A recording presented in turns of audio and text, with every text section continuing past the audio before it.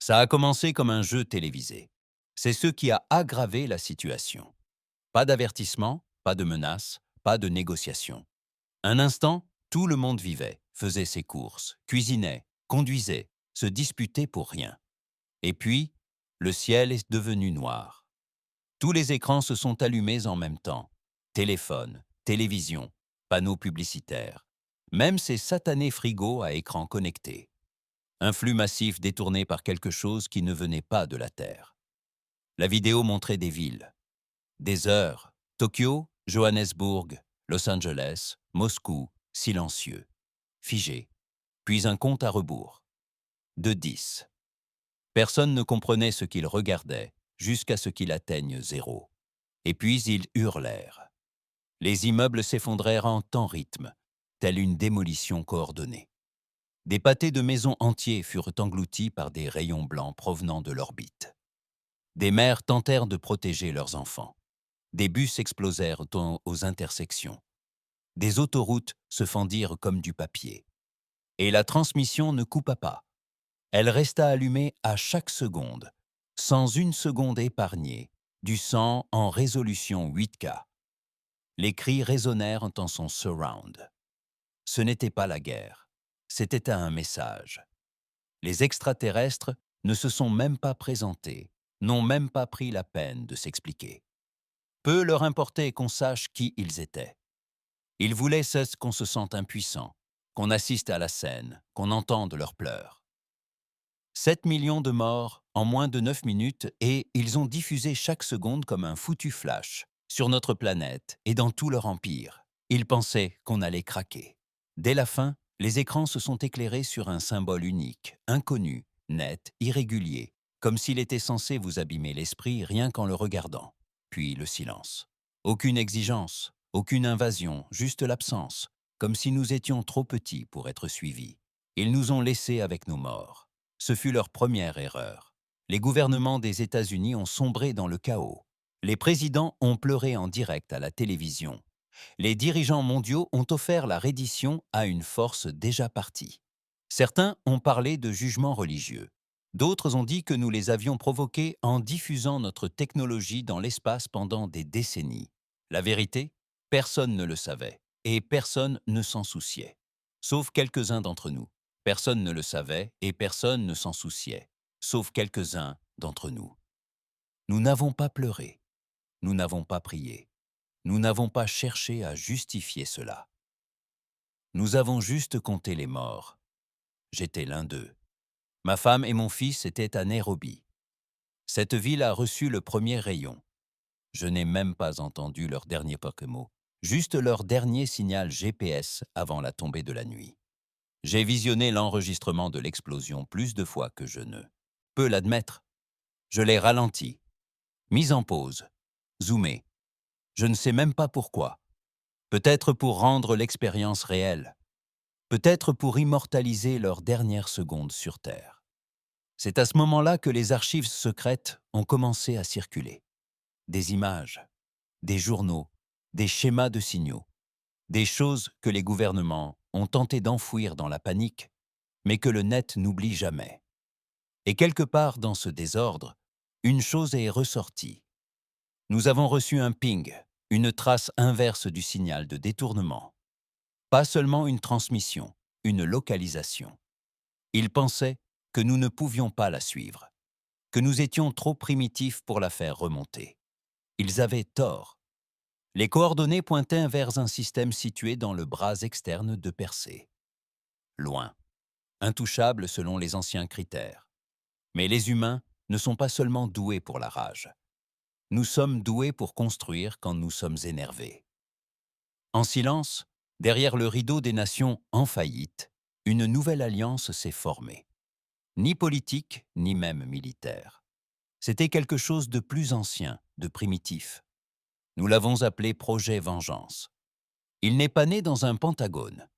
Elle est née dans des bunkers, des laboratoires, des chantiers navals creusés dans des astéroïdes. Les hommes les plus riches du monde l'ont financée. Les esprits les plus brillants de la Terre l'ont façonnée.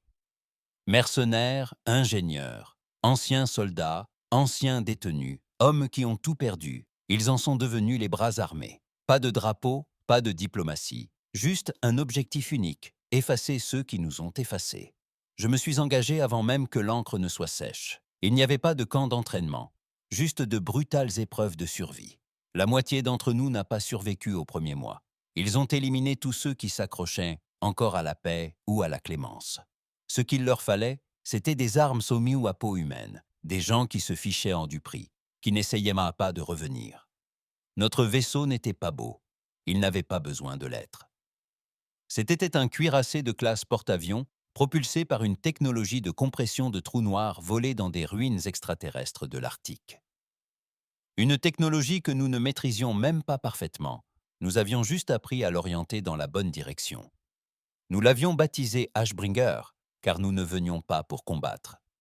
Nous venions pour effacer. Ashbringer ne ressemblait pas à un vaisseau. Effacer. Ashbringer ne ressemblait pas à un vaisseau. Il ressemblait à une tombe, un tombeau flottant de feu et de fureur, forgé à partir de technologies extraterrestres volées et du dernier désespoir de la Terre. Sa coque extérieure était déchiquetée, inachevée, brûlée par des rénovations constantes. Pas de ligne fluide, pas d'élégance. C'était laid, pas de ligne fluide, pas d'élégance. C'était laid délibérément. Un prédateur qui ne se souciait pas de son apparence, seulement de tuer. Et à l'intérieur, nous n'étions pas un équipage. Nous étions une meute. Pas de salut, pas de grade. Tous les passagers avaient été saignés quelque part. Chacun avait un nom inscrit sur les murs des morts. Le mien était Eric Brandt.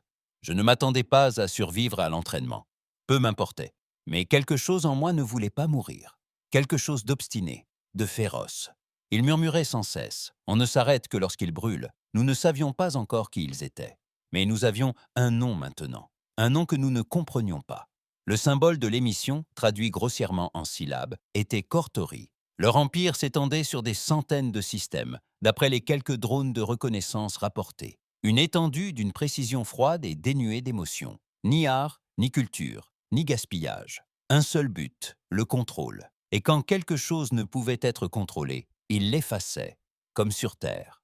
Le problème, c'est que les humains n'avaient jamais eu besoin de contrôle pour survivre. Nous prospérions dans le chaos. Nous vivions dans la douleur. Nous ne nettoyions pas le sang de nos dents quand nous nous battions. Nous l'avalions et continuions à nous battre. Voilà ce que les Cortari n'ont jamais compris. Vous ne nettoyez pas le sang de nos dents quand nous nous battions. Nous l'avalions et continuions à nous battre. Voilà ce que les Cortari n'ont jamais compris. On n'effraie pas une espèce qui a rampé dans son propre enfer pendant des millénaires. On la met juste en colère. Ashbringer comptait un peu moins d'une centaine d'entre nous. Pas de politiciens, pas de diplomates, juste des tueurs. L'entraînement a brûlé le peu de douceur qui nous restait. L'entraînement a brûlé le peu de douceur qui nous restait. La nourriture était composée de gel protéiné et de matières recyclées. Le sommeil se faisait par tranches d'1 heure. Les exercices de combat duraient 23 heures par jour. 7 heures de repos étaient consacrées au silence. Pas au repos, juste au silence. Tu restais assise avec tes fantômes pendant 7 heures. Tu fixais les marques de brûlure sur ta couchette. Tu te rappelais pourquoi tu étais là. L'homme qui dirigeait nos opérations s'appelait Ward. Pas de prénom, pas de titre, juste Ward.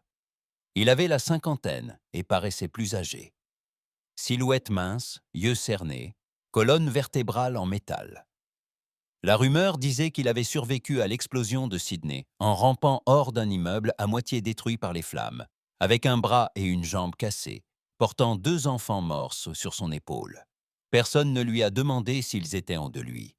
Il se tenait devant nous lors des briefings de mission, tel un prêcheur dans une église de violence. « Ce n'est pas un raid », nous a-t-il dit un jour. « Ce n'est bien, pas une vengeance. » C'est un message. Vous n'êtes pas des soldats. Vous êtes la terre-balle chargée dans le canon de l'extinction. Nous allons percer leur Dieu. La salle n'applaudit pas, n'acclama pas, se contenta d'acquiescer. Les techniciens de chez nous continuaient de nous fournir des données tandis qu'Ashbringer se rapprochait des mondes périphériques de Cortari.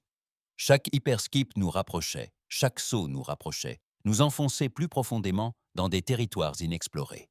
Le vaisseau grinça en s'incurvant dans l'espace.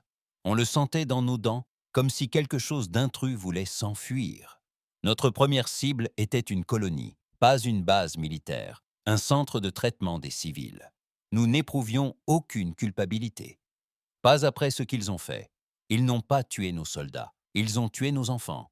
Ils ont diffusé ça comme un divertissement. Ils ont perdu toute pitié dès l'instant où ils ont choisi d'en faire un spectacle.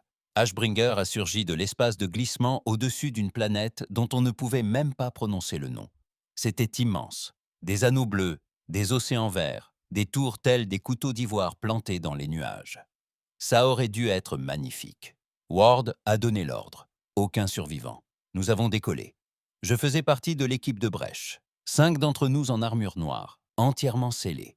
Des canons qui tiraient des projectiles en fusion capables de percer 25 cm de plaques Cortari. Aucune communication, sauf une liaison directe. Si on se faisait tirer dessus, on se relevait ou on mourait. Pas de médecin, pas d'évacuation. La descente semblait lente. Mon cœur ne battait pas la chamade. Il attendait, froid, concentré. Dès que nous avons atteint l'atmosphère, nous les avons vus. Les aviateurs de la défense Cortari se précipitaient pour riposter. Ils ne s'attendaient pas à ce que nous soyons aussi bas. Leur temps de réaction fut retardé. C'en était assez. Les canons orbitaux d'Ashbringer ouvrirent le feu. Des morceaux de plasma incandescent illuminaient le ciel, tels des soleils artificiels. Les tours explosèrent avant même que les Cortari puissent lancer une riposte complète. Je vis des corps extraterrestres, longs et lisses, à 4 bras et à la peau grise et morte, s'envoler sous l'onde de choc. Pas de cris. Ils n'ont pas crié. Ils sont juste morts, en silence, lâches. Nous avons atterri au milieu de ce qui était autrefois une place publique. Leurs bâtiments étaient de verre et de pierre. Aucun signe de vie. Tout était automatisé. Pas d'enfants, pas de personnes âgées. C'était clinique. Comme un tableur prétendant être la civilisation, nous l'avons traversé comme des loups. Pièce par pièce, couloir par couloir. Nous l'avons traversé comme des loups, pièce par pièce, couloir par couloir. Nous avons trouvé leur cœur de données, les avons arrachés, et tout téléchargé.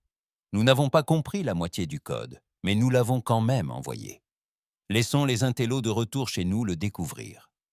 Notre mission n'était pas d'apprendre, c'était d'effacer. Ils ont commencé à résister au bout de 20 minutes. Des escouades de guerriers Cortari, minces mais grands, avec des armures qui pulsaient lorsqu'elles étaient nées touchées. Ils se déplaçaient vite, réfléchissant plus vite. Mais nous n'avons pas réfléchi. Nous avons juste réagi. J'ai tué 7 personnes lors de la première vague. Mon fusil a surchauffé, je suis passé aux lames. On ne vit pas tant qu'on n'a pas enfoui de l'acier dans quelque chose qui n'est pas censé saigner, mais qui le fait. Leur sang était clair, comme de l'antiguelle. Ils fumaient en touchant le sol. J'ai été touché une fois, à l'épaule. L'armure en absorbait la majeure partie, mais le choc faillit m'assommer. Je continuais d'avancer. Un de mes frères tomba. Glenn, un ancien marine, un costaud, reçut une balle de plasma en pleine poitrine. Il ne cria pas, se contenta de me regarder et d'acquiescer une fois avant que la deuxième balle ne lui atteigne le visage. Je ne me retournai pas. Nous atteignîmes la flèche centrale, un centre de communication. La voix de Ward résonna par le lien. « Détonez! Chargez à fond !» Nous n'avons pas hésité.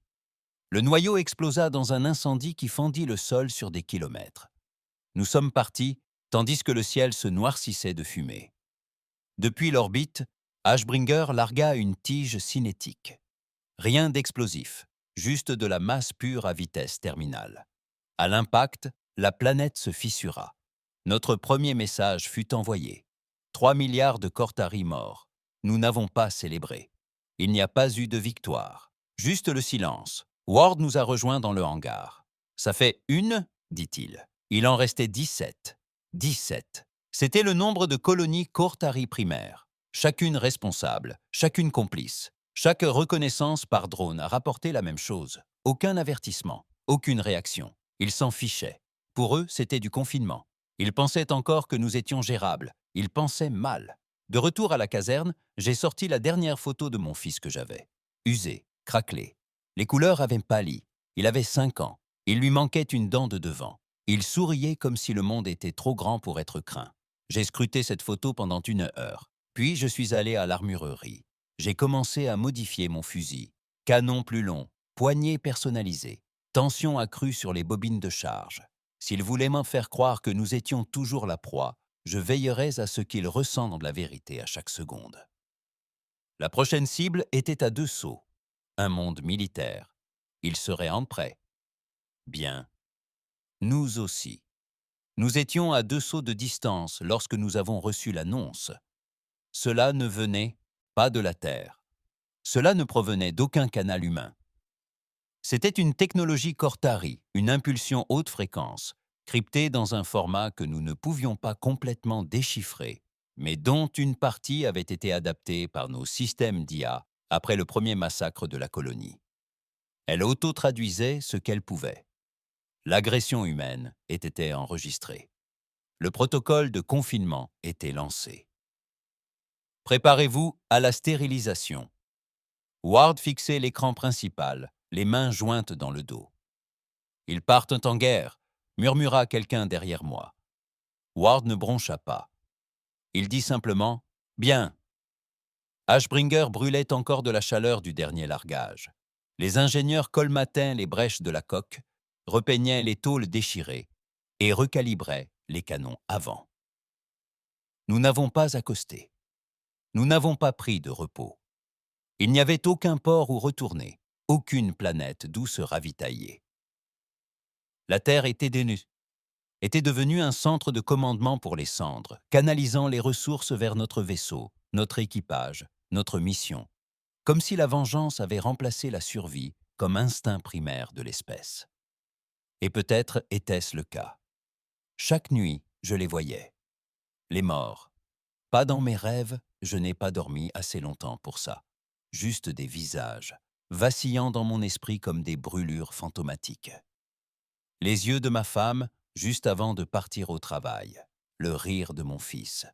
Il ne durait jamais longtemps, juste assez pour entretenir la rage, assez pour me rappeler pourquoi nous étions là, à mettre le feu à des civilisations entières. Nous n'étions pas les méchants. Nous étions ce qui arrivait quand les méchants allaient trop loin. La cible suivante était Envar Prime, l'une de leurs plus anciennes colonies militaires. Une forteresse immense, des anneaux de satellites, une artillerie terrestre et une flotte orbitale qui éclipsait tout ce que nous avions vu auparavant. Une garnison complète de formes de guerre d'élite Cortari. Ils nous attendaient. Nous savions que ce serait un bain de sang. Peu importe. Ward a exposé la mission avec une précision pince sans rire. On ne le prend pas. On ne le libère pas. On ne le désactive même pas. On va en faire un avertissement que la galaxie n'oubliera jamais. Pas de largage cette fois. Pas de furtivité. Pas de surprise. Ashbringer est arrivé bruyamment. On a quitté l'espace de fuite juste à l'extérieur du périmètre défensif. Leur flotte s'est déplacée instantanément.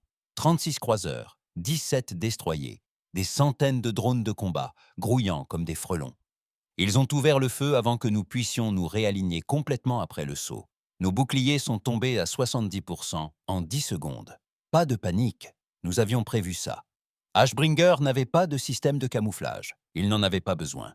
Il avait des canons Thresher, la dernière création infernale de la Terre.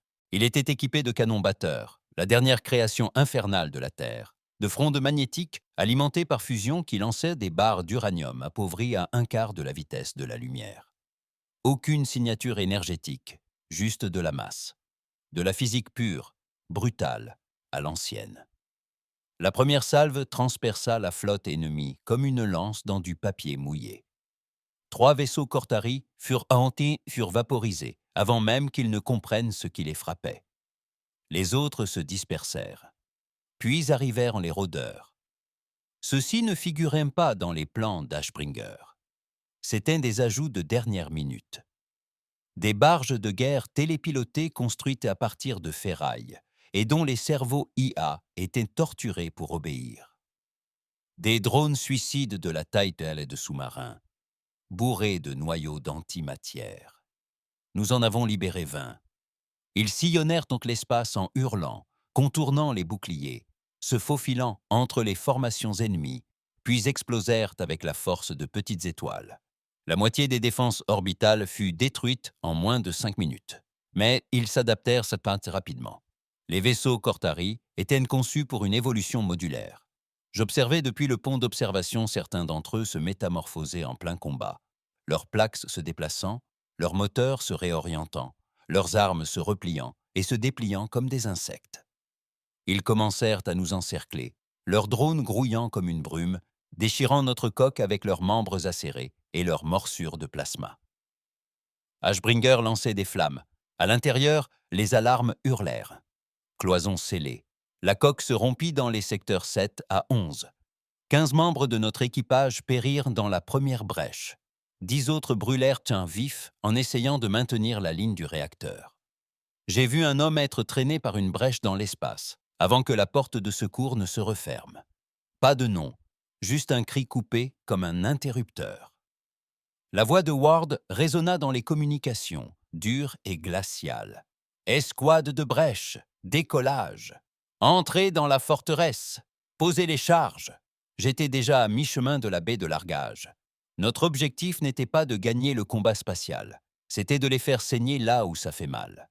Le centre de commandement à la surface d'Unvar, les cerveaux, les officiers, le Haut Conseil des opérations militaires. Les services de renseignement disaient qu'ils étaient enfouis sous une montagne, protégés par des couches de terrain, des blindages et des mesures de biosécurité.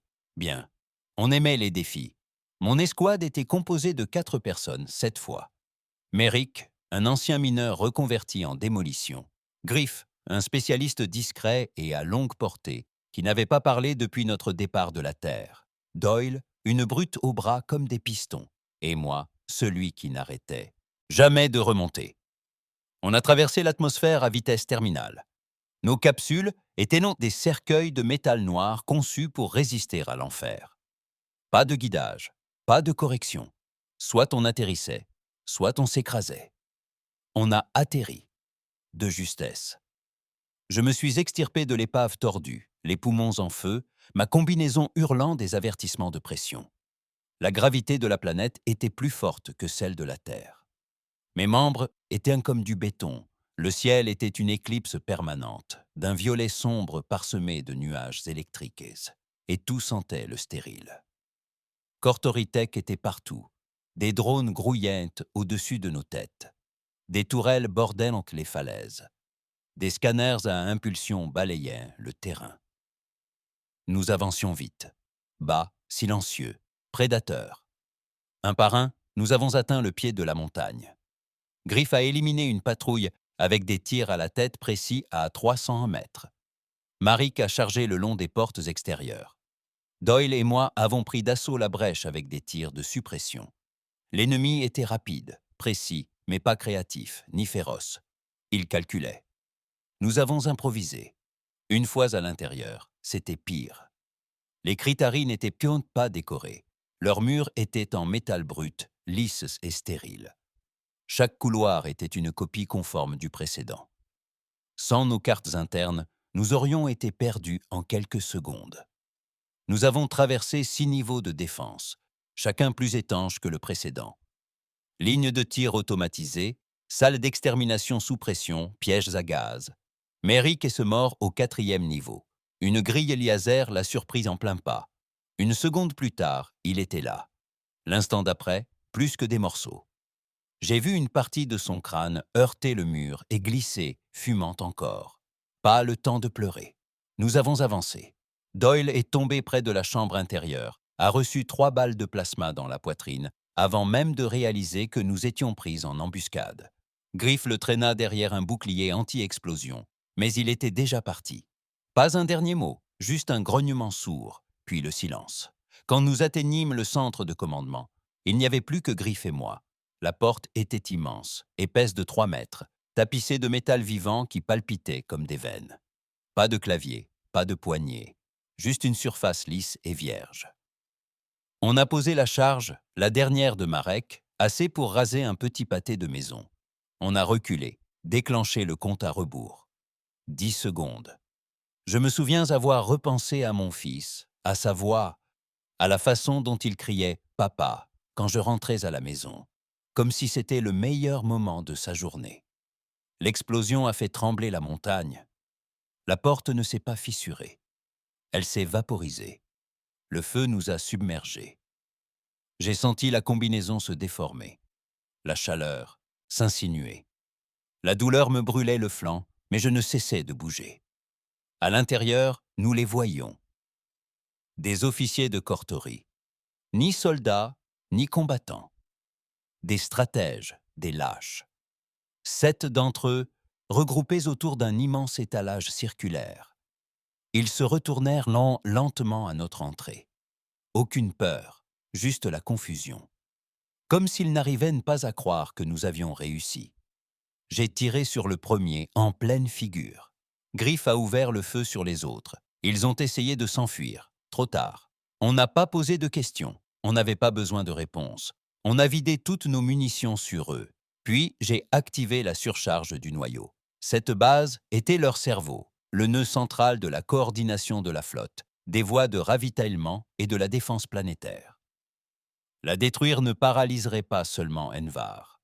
Cela plongerait le reste de l'Empire Cortari dans le désarroi. J'ai attrapé Griff par le bras. Il était temps de partir. Il a secoué la tête. Un éclair de plasma l'avait touché à la hanche. Il n'en sortirait pas. Il m'a tendu le dernier noyau de données, arraché à la table de commandement. « Ramène-le à la maison », dit-il. Ses premiers mots depuis des semaines. J'ai hoché la tête, puis j'ai couru. Le tunnel d'évacuation s'effondrait derrière moi. Incendie, éclat d'obus, sirène. J'ai atteint la balise d'évacuation et activé le rappel d'urgence.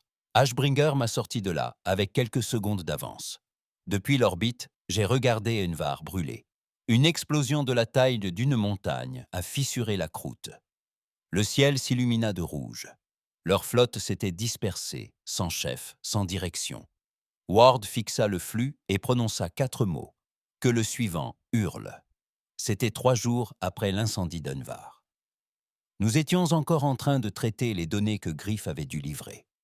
Nos ingénieurs, scientifiques et analystes, restés sur Terre, épluchaient les dossiers extraterrestres avec une intensité désespérée.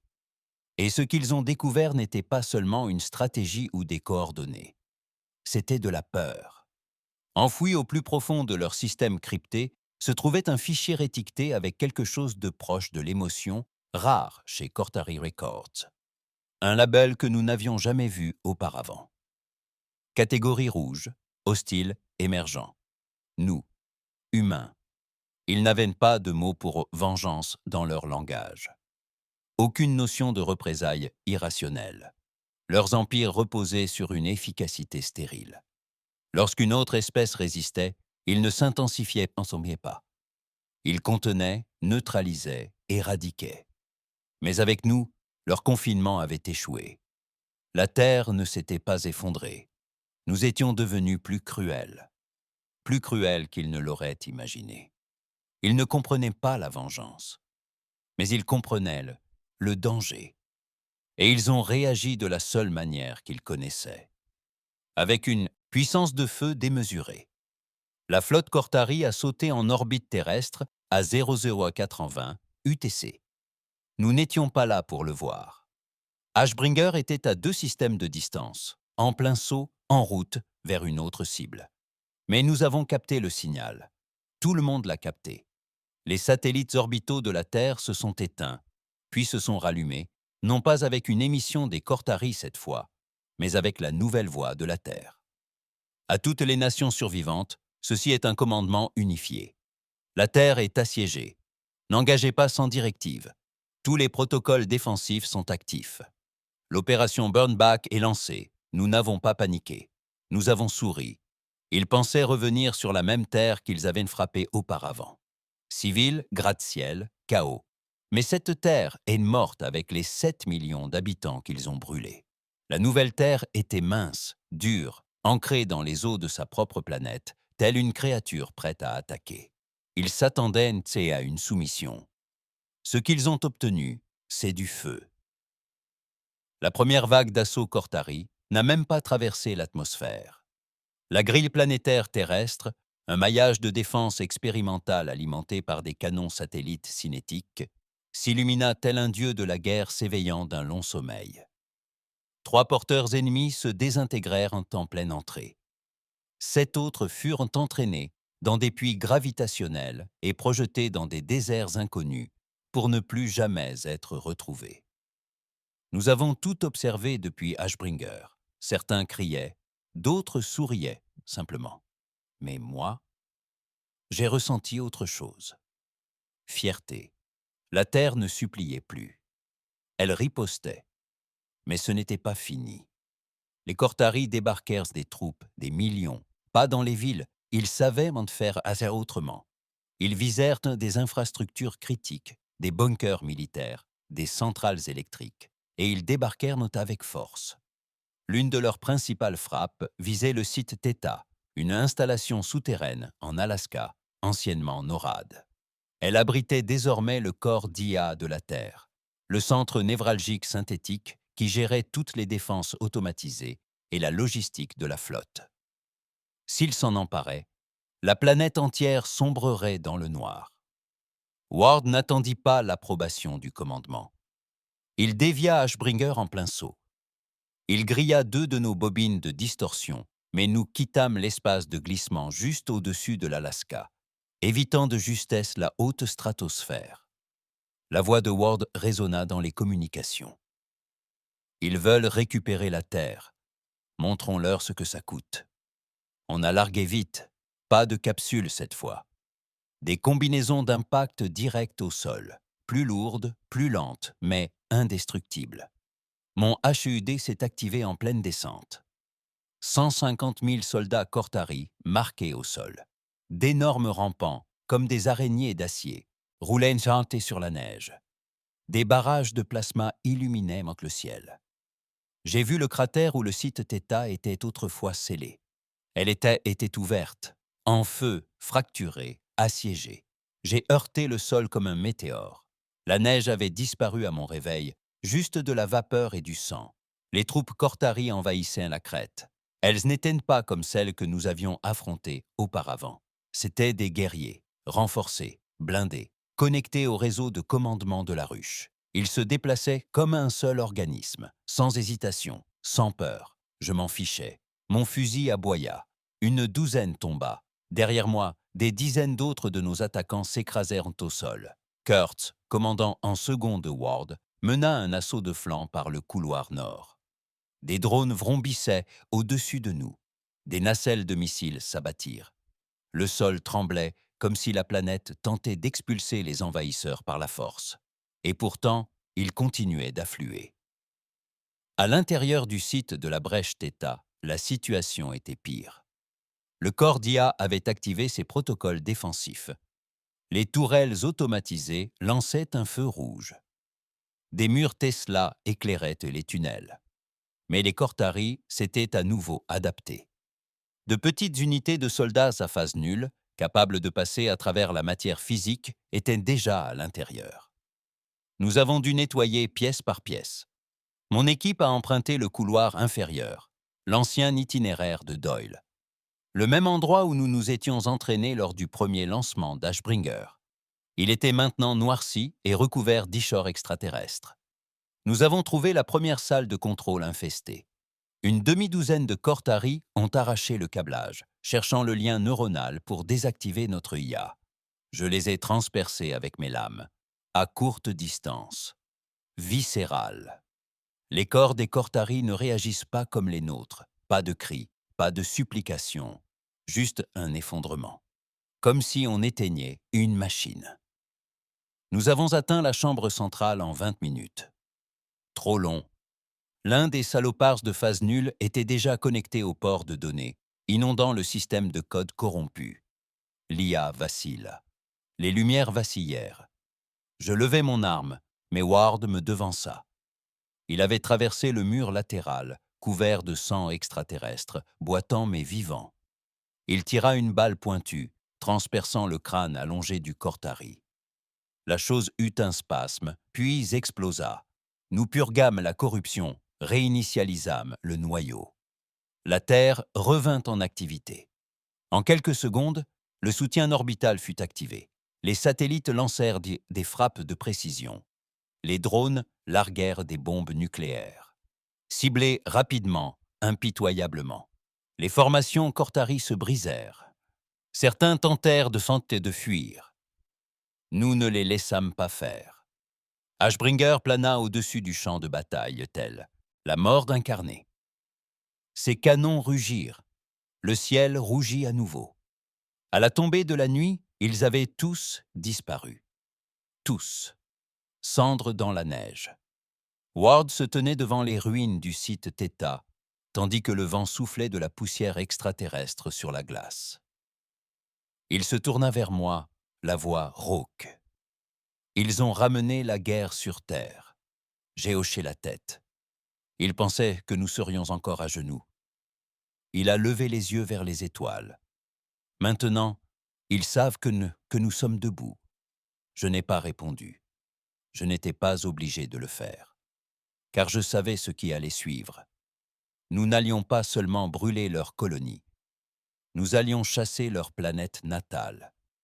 Ils l'appelaient Zalvir, la planète natale des Cortari, la source, le siège de leur empire, l'origine de chaque flotte, de chaque forme de guerre, de chaque transmission qui transformait la Terre en charnier. D'après les données pour lesquelles Griff et ses morts, Zalvear n'était pas une simple planète. C'était leur berceau et leur couronne. Un monde entouré de lunes forteresses, avec des canons cinétiques en orbite profonde, capables de détruire un superporteur en quelques secondes. Leur cœur d'IA était ancré dans la croûte terrestre. Leurs dirigeants n'étaient ni élus, ni nés, ni choisis. C'étaient des leaders d'opinion adultes et clonés, des stratèges impassibles qui n'avaient plus ressenti la peur depuis des millénaires. Cela allait changer. Ward se tenait au poste de commandement d'Ashbringer, les yeux rouges, la voix basse. Nous allons à Zalvir. Pas de diplomatie, pas d'avertissement, pas de survivants. Personne ne s'est disputé. Nous venons d'enterrer 20 autres des nôtres. La moitié des ingénieurs qui maintenaient Ashbringer en activité étaient morts lors de la bataille de Chile du site Theta. L'autre moitié n'avait plus parlé depuis. J'ai vu un technicien en communication au réfectoire fixer un badge taché de sang pendant 3 heures sans cligner des yeux. C'est ce que la guerre a fait. Elle ne tuait pas toujours le corps, seulement ce qui restait. Je n'y ai pas été épargné non plus. Chaque nuit, je voyais Merrick exploser à nouveau. Le corps de Doyle s'affaissa sous le feu extraterrestre. Griff me tendant le datacore, saignant dans un murmure. Le visage de ma femme, le rire de mon fils. Mais j'accueillais la douleur avec joie. La douleur signifiait que j'étais encore humain. La douleur signifiait qu'il me restait quelque chose à détruire. Nous avons passé 2 semaines à préparer Ashbringer pour l'assaut final. Elle avait été tellement rapiécée qu'elle ressemblait à peine au modèle original. Proue renforcée, nouveau cœur de réacteur. Des canons à rails modifiés, capables de tirer sur des astéroïdes récupérés dans la ceinture de Kuiper, à une vitesse équivalente à la moitié de la lumière. Chacun portait un nom gravé dans l'acier, celui des disparus. Le mien était gravé sur le plus grand. Et Lucas Brandt, mon fils. 2 sauts pour atteindre la limite du système central des Cortari. Un autre pour percer l'anneau de défense extérieur de leur planète natale. L'IA à bord nous annonçait un taux de survie de 7%. Aucun d'entre nous n'a bronché.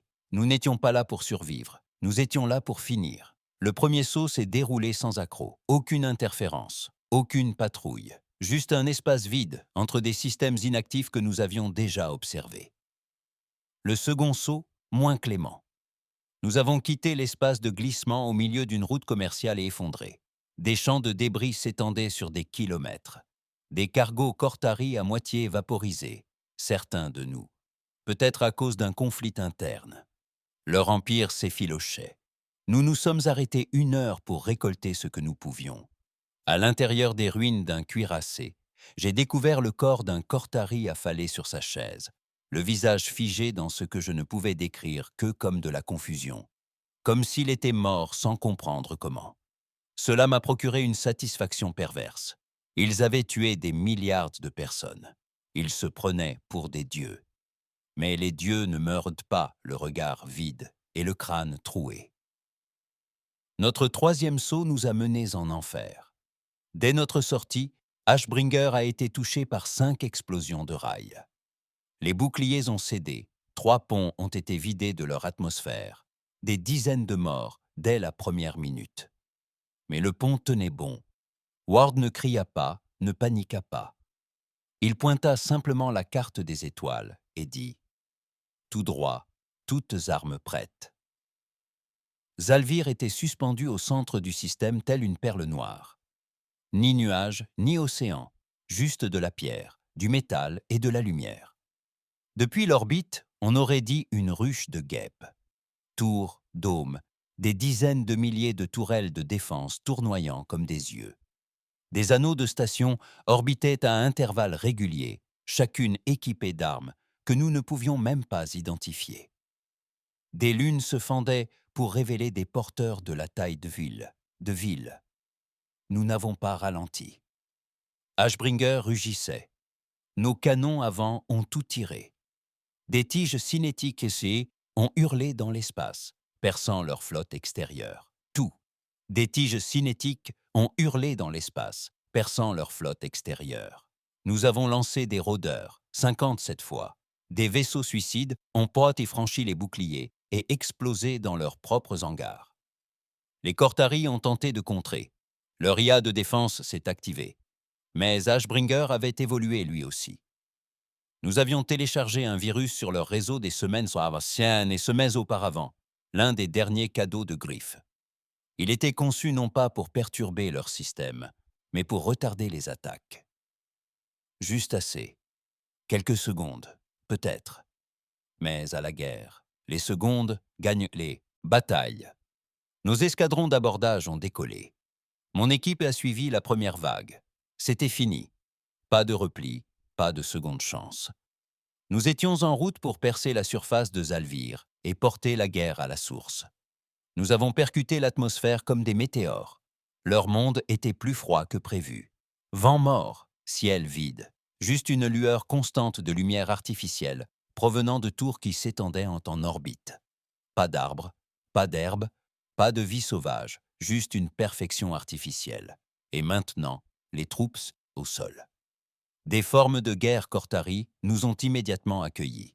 Des colosses, 3 mètres de haut, avec une armure si épaisse que nos balles rebondissaient si on ne touchait pas les trous.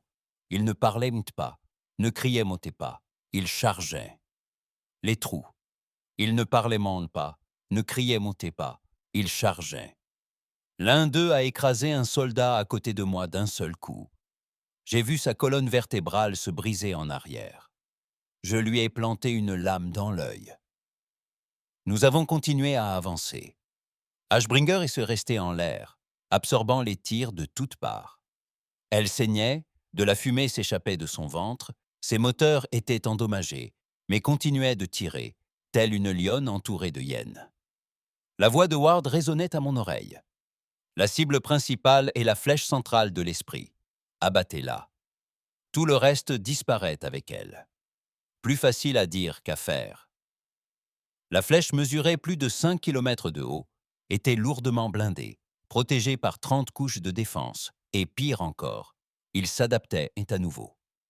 Nous avons observé avec horreur Cortori, blessé, fusionné avec la technologie environnante, se fondant littéralement avec les machines. Leur chair se transforma en fils, leurs membres en armes. Ils ont cessé d'agir individuellement et ont commencé à former des ruches, des corps collectifs, se déplaçant à l'unisson. Griff aurait trouvé cela fascinant. Moi, je l'ai trouvé dégoûtant. Nous n'avons pas arrêté. Nous avons utilisé des charges de termites pour percer des portes scellées, des découpeurs à plasma pour faire fondre les défenses. J'ai perdu 2 autres membres de mon escouade avant même d'atteindre le centre-ville. L'une a été déchirée en 2. L'autre a été envahie par des nanodrones et dissoute avant que nous puissions la sortir. Au moment où nous avons atteint la flèche, je boitais. Mon épaule gauche était engourdie. Du sang coulait dans ma combinaison. Peu importe, je ne partais pas. La porte de la flèche était scellée par une sorte de code vivant. Un mur d'énergie qui vous scannait à votre approche. Il nous rejetait instantanément. Ward lui-même est apparu quelques instants plus tard, flanqué de mitrailleurs lourds et d'une bombe nucléaire portable de la taille d'un cercueil. Il m'a regardé. « Tu es toujours debout ?»« À peine !» Il a souri. La première fois que je l'avais vu. « Bien.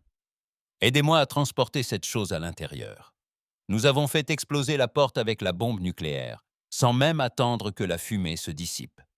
À l'intérieur, ce n'était pas du métal. C'était organique. Les murs pulsaient, des lumières bougeaient comme des vaisseaux sanguins. L'air était humide, vivant, et au centre, l'esprit supérieur des Cortari. Pas une personne, pas même un être. C'était une masse, une chose palpitante, suspendue dans un fluide biologique, relié par des fils et des pensées. Impossible de dire où elle commençait, ni où elle finissait. C'était étrange, comme si on fixait la fin de tout ce qui est humain. Ward leva son arme. Je le devançai. Je tirai un coup en plein cœur.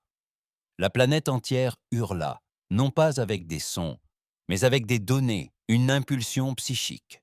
Ma vision était floue. J'avais l'impression que ma tête allait se fendre. Tout autour de nous, les Cortari s'effondraient. Certains se repliaient, d'autres explosaient, d'autres encore se figuaient, comme si le signal qui les maintenait en mouvement avait été coupé. Ward me regarda, les yeux écarquillés. « Tu l'as tué. » J'ai lâché mon arme. « Non, c'est nous. » Ashbringer a commencé sa retraite. On avait réussi, nous l'avons fait. Ashbringer a commencé sa retraite. Nous l'avions fait. Nous avions brisé leur esprit, leur monde, leur empire. Et pour la première fois depuis la première diffusion, la Terre et Sété étaient en sécurité. Nous pensions que c'était fini.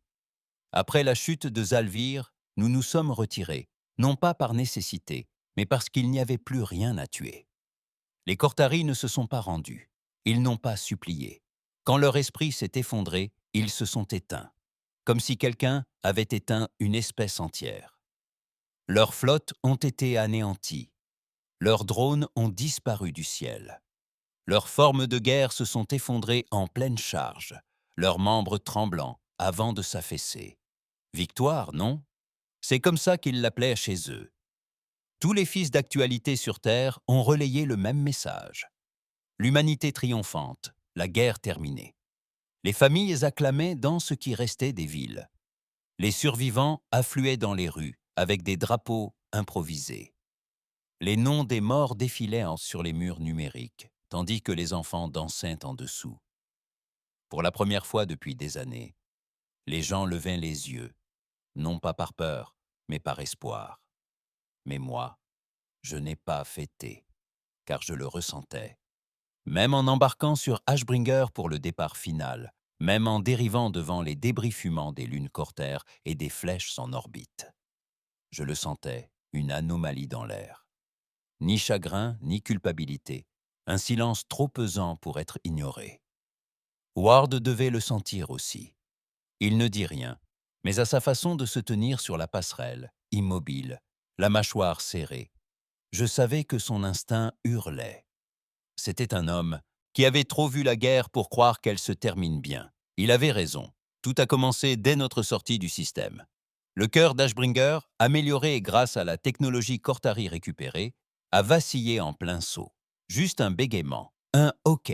Puis, les lumières se sont éteintes. Les systèmes se sont réinitialisés, les communications ont été figées pendant 20 secondes. Mais dans ce grésillement, nous avons entendu quelque chose. Pas un bug, pas un signal, une voix. Elle ne parlait pas avec des mots, pas comme si nous les comprenions. Cela ne s'exprimait pas avec des mots, pas comme nous les comprenions. Cela pulsait, résonnait, contournait notre calme et pénétrait directement dans nos têtes. Ce n'était pas un langage, c'était une présence. Quelque chose d'immense, d'ancien, une pression derrière les yeux. Tous les hommes sur le pont se figèrent. Je sentis mes mains devenir froides, ma vision se troubler. La voix murmurait, non pas avec un son, mais avec certitude. Vous n'étiez pas censé le trouver. Puis tout est revenu. Le courant est revenu. Les systèmes sont revenus à la normale. La navigation a confirmé nos coordonnées. Nous étions de retour sur sol, la Terre devant nous. Ashbringer traînait cicatrices et silence. Mais ce message nous hantait. Ward a convoqué une réunion d'urgence. Il ne restait que 10 membres de l'équipe initiale de Brèche. Ensanglantés, brisés, mais respirant encore. Nous nous sommes retrouvés dans la salle tactique, entourés de holofeeds montrant des villes terriennes en reconstruction. Les images semblaient artificielles, comme un vieux film en boucle. Ward se tenait devant nous, les yeux plus sombres que jamais. « Nous n'avons pas seulement tué les Kurtari, dit-il doucement. Nous avons réveillé quelque chose qui les craignait. Griff, s'il avait été vivant, aurait sauté sur cette théorie. Il a dit un jour qu'aucun empire ne dure éternellement, à moins de se cacher de quelque chose de plus grand. Peut-être que les Kurtari n'étaient pas des conquérants. Peut-être étaient-ils des survivants, suivant un protocole ancestral. Éliminer toutes les menaces émergentes avant qu'elles ne se déclenchent, quoi qu'il y ait en dessous. Nous l'avons déclenché.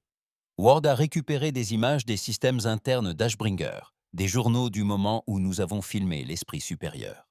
En arrière-plan, sous le grondement de l'explosion et les hurlements des flux de données, résonnait un son que nous n'avions jamais entendu auparavant. Un battement de cœur. Lent, grave, ni humain ni Cortari. Il ne correspondait à aucune forme de vie connue, ni à aucune machine. Il était sous la ligne de détection de tous les scanners standards. Quelque chose dormait sous Alvir. Et lorsque nous avons détruit le Haut-Esprit, nous avons brisé sa coquille.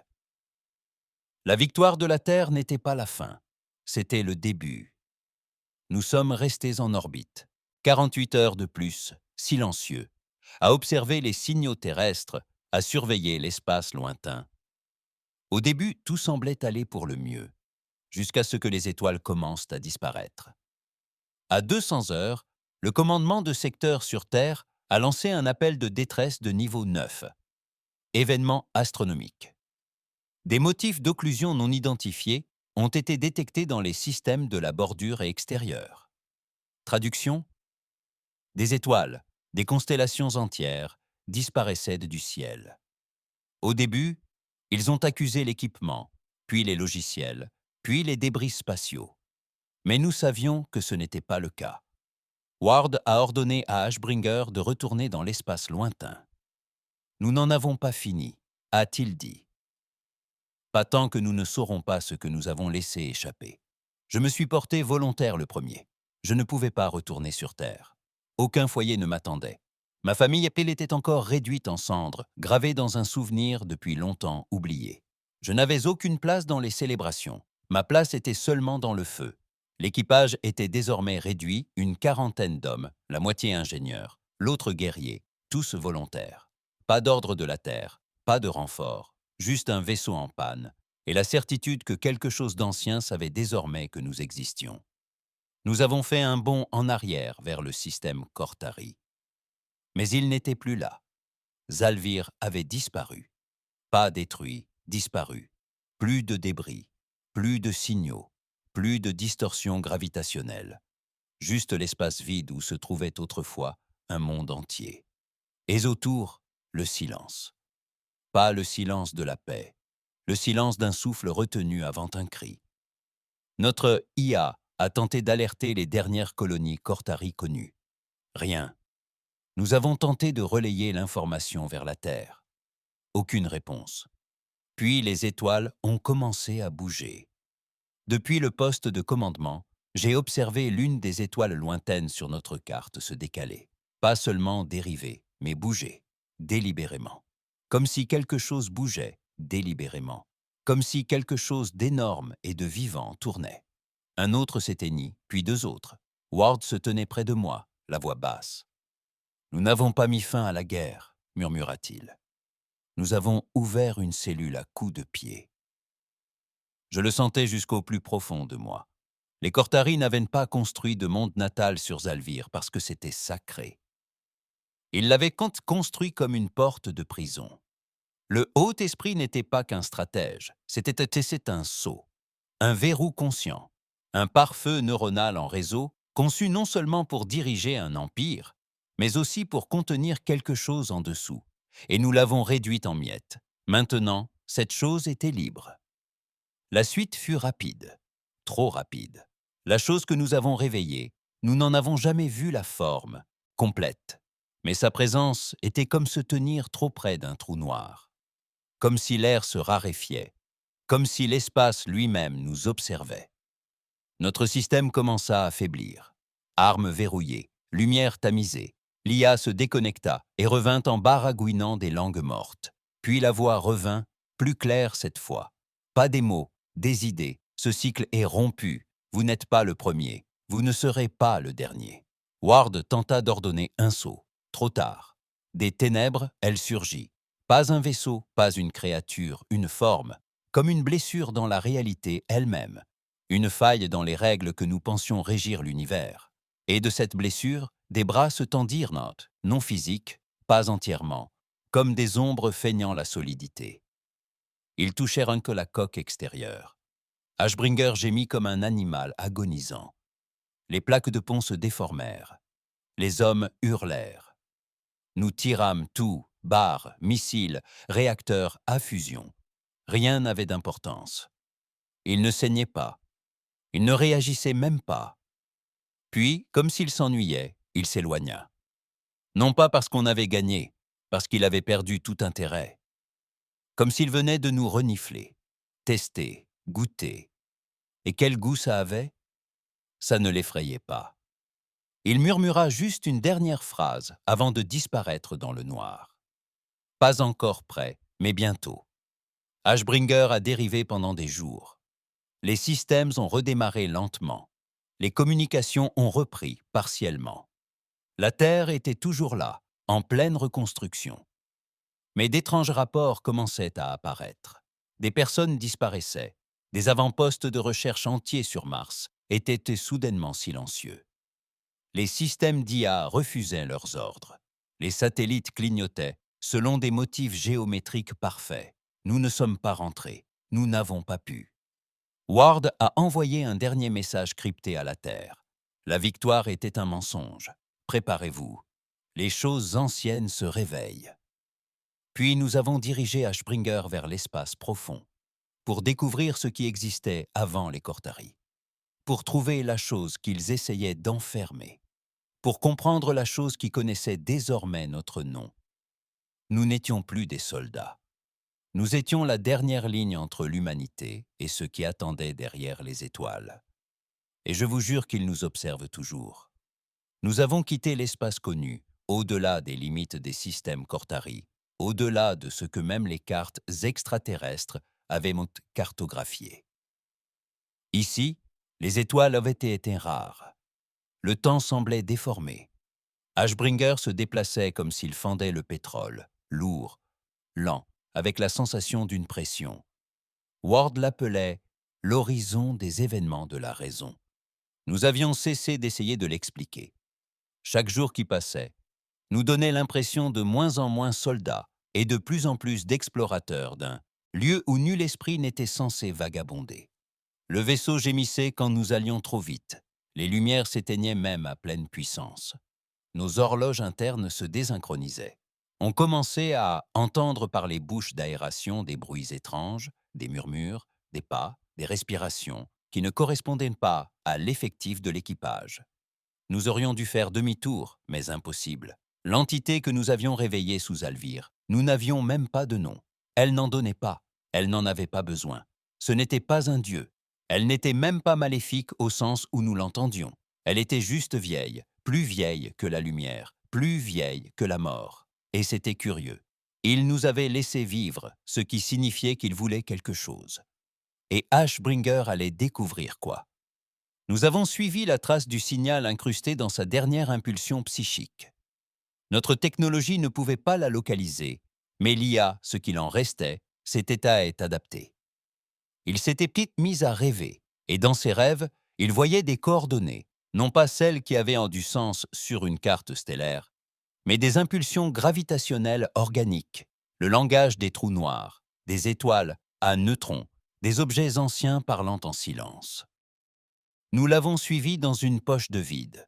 Pas d'étoiles, pas de planètes, juste une sphère massive et vide s'étendant sur des années-lumière, jusqu'à ce que nous atteignions son centre. Il y avait un monolithe, flottant, d'une échelle impossible, comme un couteau planté dans la réalité. Plus noir que l'espace, plus haut que tout ce que nous avions jamais vu. Pas de lumière, pas de marquage, pas de fonction évidente. Mais dès que nous nous sommes approchés, il s'est réveillé. Les systèmes d'Ashbringer ont été instantanément coupés, panne totale. Puis la voix est venue, ni dans nos oreilles, ni dans les communications, mais dans nos esprits. Vous n'étiez pas les premiers, mais vous pourriez être les derniers. Nous avons perdu connaissance. Tous. Une seconde, j'étais sur le pont, arme à la main. L'instant d'après, j'étais ailleurs. Ce n'était pas un rêve. Ce n'était pas une vision. C'était un souvenir. Je me tenais sur un champ de bataille qui n'était pas la terre. Un ciel rouge, des tours fendues en deux. Des cadavres qui n'étaient ni humains ni Cortari. Des créatures hautes de 10 étages, tout en os et en acier, gisant brisés sous des lunes exsangues. Des vaisseaux de la taille de continents fracassés en orbite. L'air empestait l'ozone brûlé et l'intelligence en décomposition. Et au centre, l'entité. Ce n'était pas une forme. Ce n'était même pas une apparence. C'était l'absence, une blessure dans l'espace. La même que nous avions aperçue après avoir tué l'esprit supérieur. Sauf que c'était il y a des milliards d'années. Elle ne se battait pas. Elle se nourrissait. Se nourrissait de chez pensée, de mémoire, d'identité. L'espèce qui tentait de l'arrêter possédait un pouvoir bien supérieur au nôtre. Des armes capables de déformer le temps, des boucliers capables de dévier les soleils, des civilisations aux milliards d'esprits interconnectés. Rien de tout cela n'avait d'importance. Ils avaient construit le monolithe pour l'arrêter. Une cage de logique. Une prison faite de croyances collectives. Que si suffisamment d'esprits s'accordaient, elle ne pourrait pas passer. Elle resterait verrouillée à jamais. Et pendant un temps, cela fonctionna. Mais les empires s'effondrent et les croyances s'effondrent. Je me suis réveillé haletant. Trempé de sueur, le sang coulant de mon nez, Ashbringer était encore sombre. Autour de moi, le reste de l'équipage se tordait dans ses propres hallucinations, rêves, cauchemars, souvenirs qui n'étaient pas les nôtres. Le monolithe nous avait montré ce qui s'était passé avant, et il voulait savoir si nous méritions de venir après. Ward reprit connaissance quelques minutes plus tard, les yeux injectés de sang, la peau pâle. Il prononça une phrase avant de s'effondrer à nouveau. « Nous sommes la sécurité intégrée ». Je ne comprenais pas sur le moment, mais je la comprenais, car c'est là que l'épreuve commença. Le monolithe envoya un signal, pas une arme, un défi, une épreuve en 3 parties. Physique, mentale et existentielle. Pas des épreuves de force, ni même de survie, mais des épreuves de volonté. La première survint sans prévenir. L'équipage s'est retourné les uns contre les autres, non pas manipulés, ni contrôlés mentalement, juste empoisonnés par le doute. Un à un, les hommes qui avaient saigné à mes côtés pendant des années ont commencé à s'interroger. Leurs souvenirs étaient déformés. Des voix murmuraient des doutes. Tu n'as pas perdu ta famille. Tu les as tués. La guerre n'était pas réelle. Tu l'as inventée pour te sentir vivant. La Terre n'existe pas. Il n'y en a jamais eu. La réalité s'est déformée comme un miroir fragile. Certaines se sont fissurées. Benson, notre pilote, s'est tranché la gorge avec un éclat d'armure brisé. Yin, la spécialiste des communications, s'est perdue dans ses pensées, au milieu d'une hallucination. Elle pensait que nous étions encore sur Zalvir et hurlait que les murs saignaient. Il ne nous restait que 20 personnes après la première phase. J'en ai failli briser 2. J'ai commencé à douter du nom de mon fils, mais il me restait une encre, la douleur. L'image de sa dernière position enregistrée, l'horodatage, le silence qui suivit. La douleur ne mentait pas. Alors je m'accrochais. La deuxième épreuve se fit silencieusement. Nous découvrîmes une chambre au fond des ponts inférieurs d'Ashbringer, qui n'existait pas auparavant. Une porte, froide, faite du même matériau noir que le monolithe. Nous l'ouvrîmes. À l'intérieur se trouvaient des répliques de chacun de nous. Debout, respirant, observant, copie parfaite.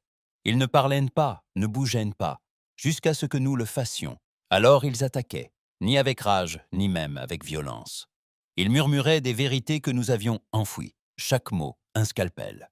Le mien m'a regardé droit dans les yeux et m'a dit « Tu ne t'es pas battu pour te venger.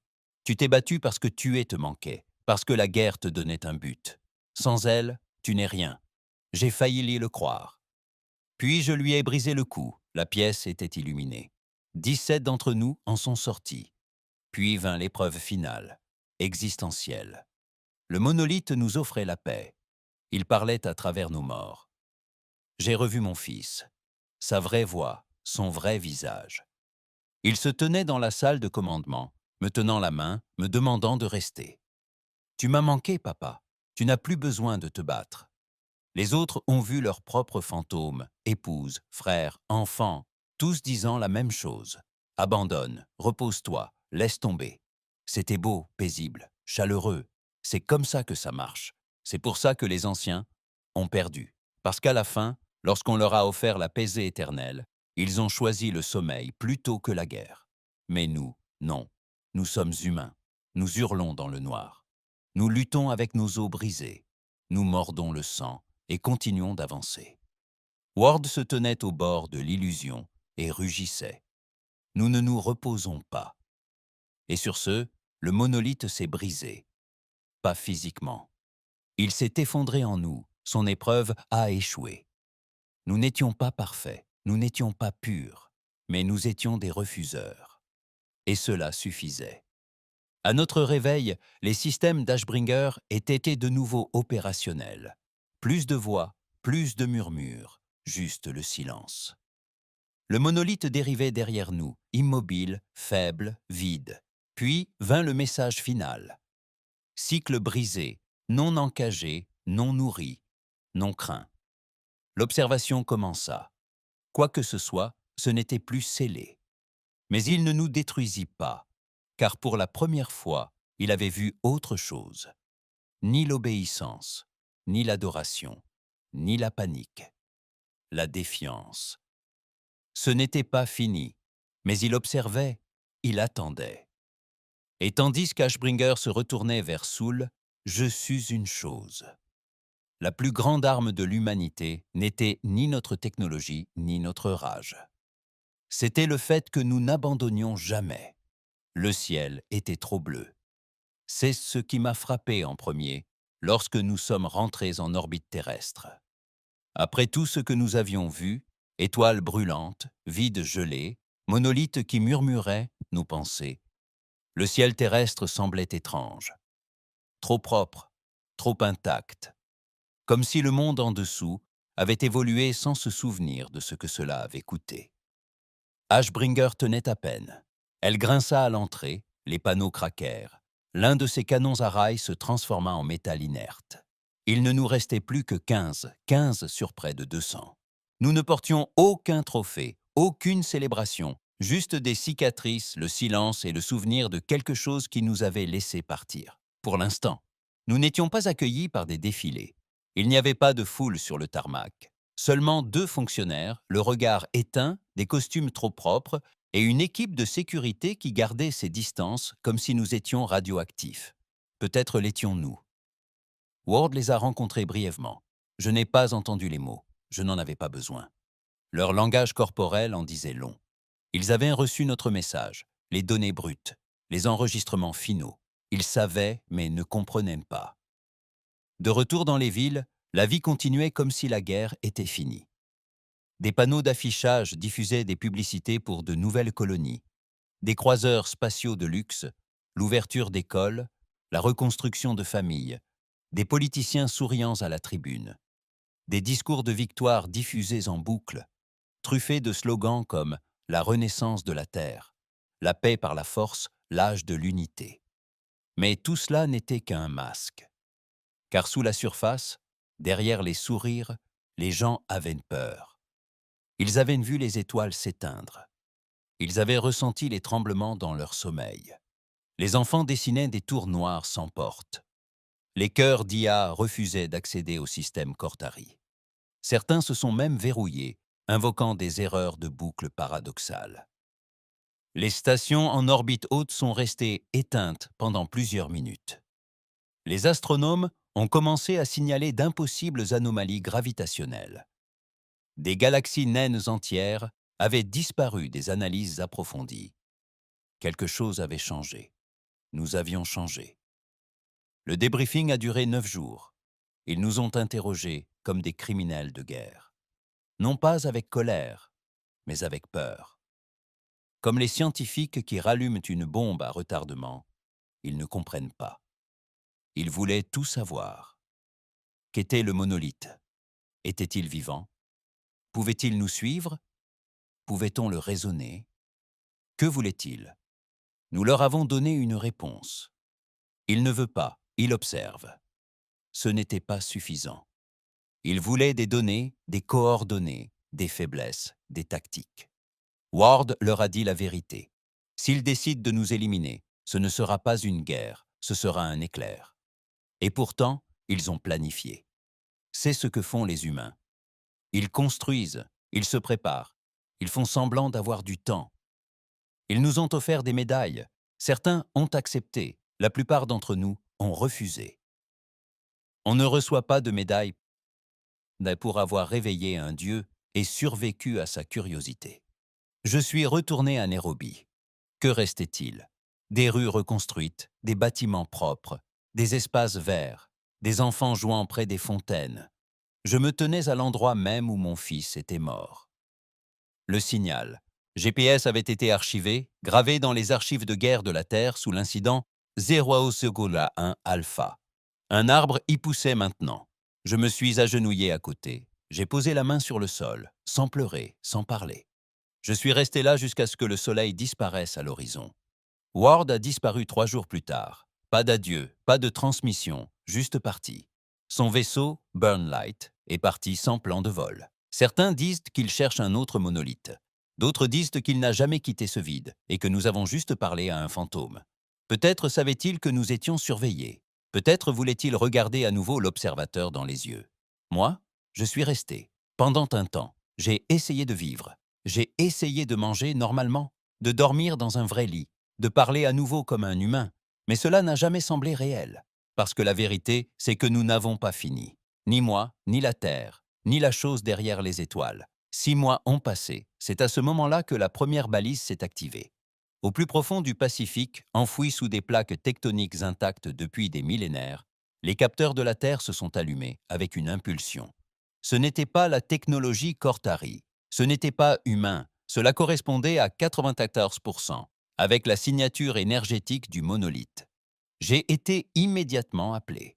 La salle de briefing était pleine de nouveaux visages. Des jeunes hommes en uniforme impeccable, le regard brillant, se croyant sur le point de devenir des héros. Ils n'avaient jamais entendu le battement de cœur. Je leur ai raconté ce que j'avais vu, ce dont je me souvenais. Comment le monolithe nous avait mis à l'épreuve, non pas pour nous détruire, mais pour nous mesurer. Et maintenant, il mesurait à nouveau la Terre. Nous n'étions pas les seuls à nous être réveillés. La balise était l'une des 7, chacune enfouie au plus profond d'une planète du système. Nous n'en avions trouvé qu'une. Les autres restaient silencieux. Pour l'instant. Il restait une dernière entrée dans le journal d'Ashbringer. Quelque chose qui nous avait échappé. Lors de notre saut depuis le vide, un capteur passif avait capté un message sur une couche subdimensionnelle, un murmure, traduit grossièrement par notre IA. Sissimo, la prochaine fois, amenez-vous tous. Ce n'était pas une menace, c'était une invitation. La Terre reconstruit des flottes, non pas pour la guerre contre les extraterrestres, mais pour la suite. On les appelle la classe Sentinelle.